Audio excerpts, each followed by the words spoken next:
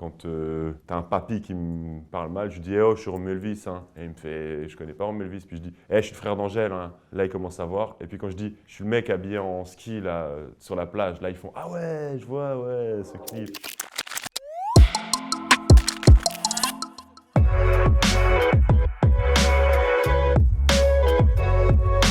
C'est de l'argent, comme tu check ta montre Rolex. Lors du commun, ils ont fait tous les morceaux quasiment de Zeppelin.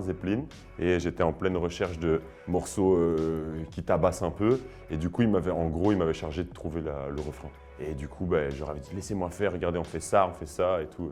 J'étais assez fier du morceau en tant que tel parce qu'il est très très efficace. Et c'était le maître mot à l'époque pour moi, efficacité. Méga souvenir, hein, on a fait disque d'or avec ça en Belgique. Lors du commun, leur problème c'est qu'ils réfléchissent trop. Ils sont trop intelligents et ils sont trois et du coup l'intelligence devient contre-productive. Et du coup moi qui suis un énorme teubé, je leur ai dit laissez-moi faire mais ils étaient pas sûrs tu vois au début. T'es sûr on va répéter plusieurs fois, on va faire un onomatopée et tout et j'étais là faites-moi confiance. En fait au début lors du commun quand ils tournaient, ils m'ont fait tourner avec eux pendant des années. Ils m'ont amené sur scène, ils m'ont fait rapper et tout. On négociait à ce qu'il y ait mon nom sur l'affiche aussi. Il était mis lors du commun, plus Romeo Elvis. Et des affiches comme ça, t'en retrouveras plein. T'as énormément de scènes qu'on a faites comme ça ensemble. Donc moi, je leur suis évidemment redevable à vie quoi, pour tout ce qu'ils ont fait pour moi, évidemment.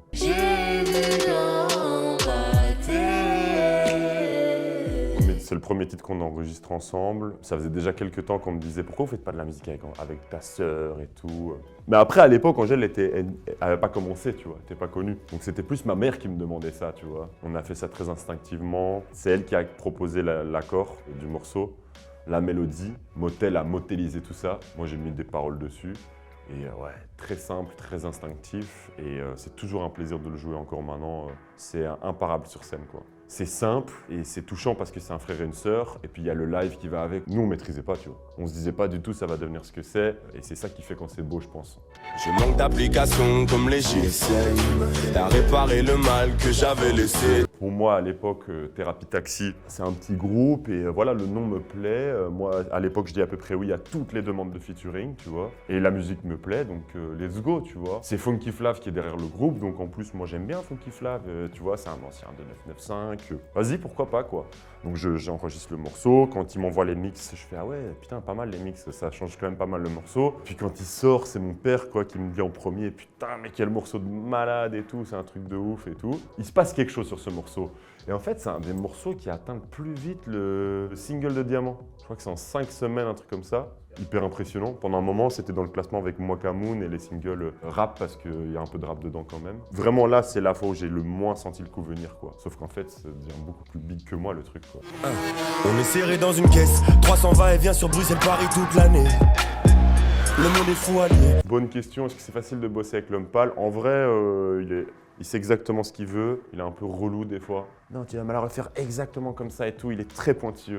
Donc si tu écoutes le morceau qu'on a fait ensemble, le premier dans Flip, qui s'appelle Billet, il y a 2 parties, et tout à la fin d'une des 2 parties, on m'entend vraiment m'énerver de ouf en mode putain, fais chier, j'en ai marre. Parce qu'en fait, vraiment, il me faisait refaire les prises. Allez, putain!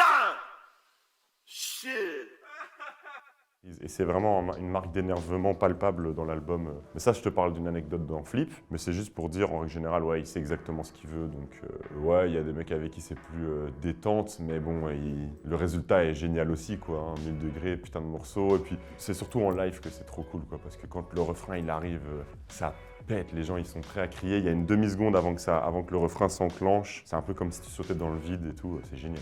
When you're lost like this, when you're lost like this, go let... Là, par contre, on est clairement sur une discussion en label où ils me disent maintenant, tu es en label, un des trucs des maisons de disques, c'est d'essayer de connecter les artistes, quoi, tu vois. Je les croyais pas vraiment quand ils me disaient ça, et c'est quasiment comme si je leur challengeais, quoi, tu vois. Va me chercher Damon Albarn, on en reparle après, tu vois. Et en fait, ils contactent Damon Albarn, et Damon Albarn tape Romeo Elvis sur Internet, et il tombe sur la Colors, et il dit « Ok, quand je suis sur Paris, je veux bien, vous me trouvez un studio et tout. » Et avec un piano à queue. Donc on a trouvé un studio avec un piano à queue, et ouais, on a attendu quelques heures avant qu'il se pointe. Hein. On a vraiment cru qu'il allait jamais arriver à un moment. Puis il s'est ramené.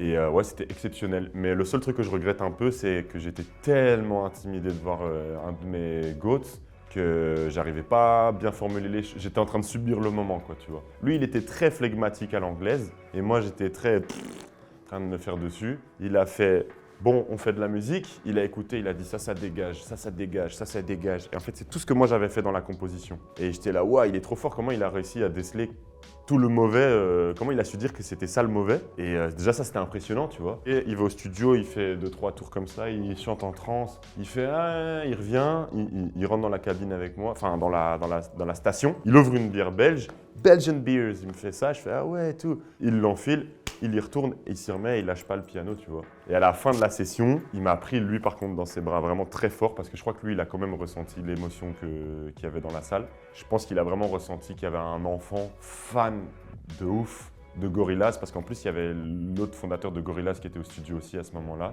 par pur hasard. Et du coup je crois qu'il a ressenti ça, ouais, quand il m'a pris dans les bras c'était un peu histoire de « Allez viens ici fiston, allez, ciao, je te laisse avec le meilleur morceau de toute ta carrière ». Même quand je t'en parle, je me rends pas compte. Hier encore je regardais un documentaire sur Damon Albarn en mode « Ouais, j'aimerais trop le rencontrer ».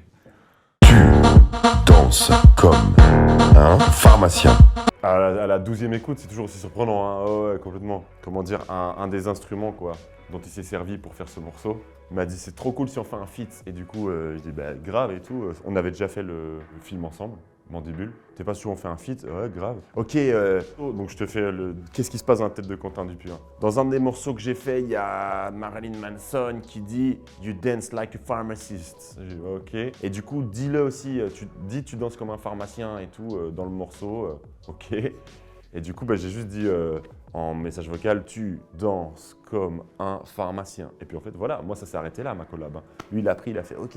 Il a fait son morceau là en 4 saisons, il me l'a envoyé, il m'a dit t'as vu c'est le futur ça. Je dis ah ouais grave et tout, c'est original hein, ouais c'est le futur. Moi personnellement, je sais pas, je comprends pas le morceau, je l'aime bien mais je le comprends app. Et il y a des gens vraiment qui se prennent le truc en mode c'est comme les NFT et des trucs, je suis pas encore complètement sur le truc tu vois. Mais moi ce qui me plaît là-dedans c'est plus l'expérience quoi. C'est vraiment de me dire c'est du concept, de pouvoir mettre ça avec tout ce que j'ai fait dans le panel des trucs fun quoi.